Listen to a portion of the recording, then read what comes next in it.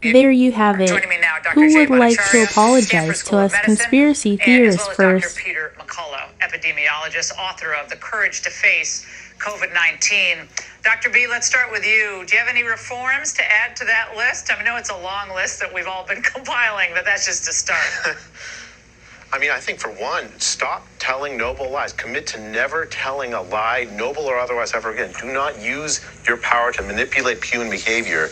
Just tell people the truth. Don't lie about natural immunity. Don't lie about whether the vaccine stops transmission. Don't lie about masks. Tell the absolute truth about all of these things based on what the science actually is saying. That would be a really good reform, I think, to start with. Well, and I think that when we look at this, Dr. McCullough, and over the last few years, it's so overwhelmingly fraudulent what was done to the American people. You were at the receiving end of a lot of the campaigns of villainization, and it's still happening to many of the people that, all of us know across the country, to doctors and healthcare professionals who are being harassed and penalized for being right. Dr. McCullough. It's true. Americans and physicians like myself have progressively lost their confidence in the multi-billion-dollar agency.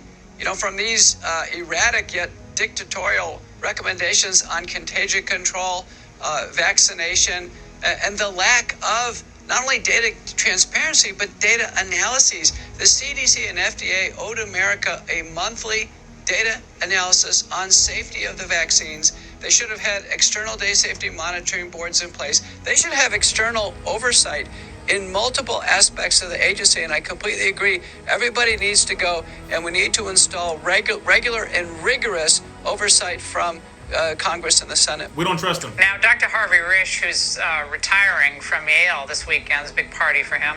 I'm going to be phoning in because I can't actually go, but he had some interesting comments, Dr. Bhattacharya, I'd like you to react to about the agency's internal review that Walensky is talking about. He says that she failed to address the industry subservience and epidemiologic incompetence of what's at the heart of all of this. How could the CDC get so much science so wrong? Come on. With this lame apology, whatever this qualifies as, Dr. McCullough? It's a shame that Fox I is doing think a this. big problem was all the social distancing they were doing themselves. They weren't meeting. They were trying to do work by WebEx for a couple years. The CDC is full of wonderful and talented physician scientists, sure, but they got into a direction that went horribly wrong. And I think we do need to do a deep post-mortem on what happened with the agency. Well, they basically, another report that just came out on August 19th, it basically implies that the mandates that they put out based on this 2-dose vaccine were useless, that the boosters themselves wane in efficacy over time. So there is a limited limited duration value of all of this.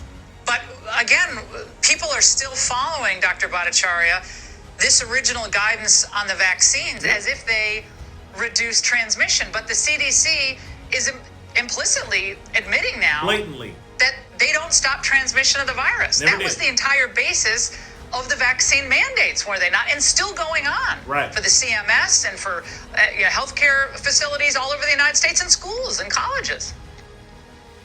Yeah, I think that the CDC has caused untold harm by basically not actually acknowledging the scientific fact that the vaccine doesn't stop transmission. And you're absolutely right, Laura. It's the basis for all these mandates on which so many people have lost their jobs. It's absolutely destroyed confidence in public health, and I think it's also had this knock-on consequence of reducing public trust in public and other vaccines that are actually quite important for public health. I think it's a complete disaster. It's not enough just to apologize or to acknowledge wrongdoing. It's just there needs to be a fundamental overhaul. Very much. Dr. McCullough, we have humanity. Doctors, pediatricians still badgering parents every time you go in to get a checkup. Have you given your kid a vaccination? Baby could be like 6 months old, and they're pressuring these parents about these vaccinations still. That's borderline malpractice in my view. The doctors have clearly drunk the Kool-Aid on the vaccines. I think the doctors actually are a big part of the problem of this kind of negative legacy effect we've had on the failed vaccine program. Doctors really need to come in line. The CDC has basically said a vaccinated person is completely indistinguishable from an unvaccinated person. Right. So, we need to drop these mandates and do a thorough review of what's happened. Or ramp up the lawsuits. Boom. Okay, Dr. Bhattacharya, Dr. McCullough, two of my absolute favorites. Thank you. Which one of y'all?